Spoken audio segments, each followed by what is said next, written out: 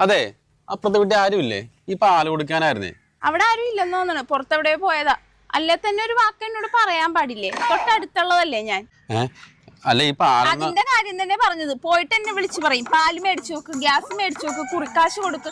ഞാൻ എന്താണ് അവരുടെ മരുമോളാ ഇതെല്ലാം ചെയ്യാനായിട്ട്? എനിക്ക് പറ്റൊന്നുമില്ല മേടിച്ചു വെക്കാം. അല്ലെങ്കിൽ എന്റെ അടുത്ത് വന്ന് പറഞ്ഞിട്ട് പോണം, ഞാൻ പുറത്തു പോണേ ഒന്ന് മേടിച്ചു വെച്ചായിരുന്നു. അല്ലാതെ ഞാൻ മേടിക്കൂല. ഞാനേ കുറച്ച് കഴിയുമ്പോ കൊടുത്തേക്കാം. ആ ചേച്ചി, ആ ശാലു, ചേച്ചിക്ക് പാല് കൊണ്ടുവന്നിട്ടേ ചേച്ചി അവിടെ ഇല്ലെന്ന് പറഞ്ഞ് ഇയാള് തിരിച്ചു കൊണ്ടുപോകാൻ പോണേരുന്നു. ഞാൻ പറഞ്ഞു ഞാനിവിടെ മേടിച്ചു വെച്ചോളാന്ന്.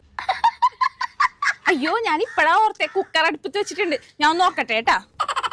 പാല് അല്ലേലും അവളുടെ കൈ കൊടുക്കാതിരുന്ന നന്നായി മോനെ. അവള് പകുതി പാൽ ഒഴിച്ചു വെച്ചിട്ടും വെള്ളം കൂട്ടി വെക്കും.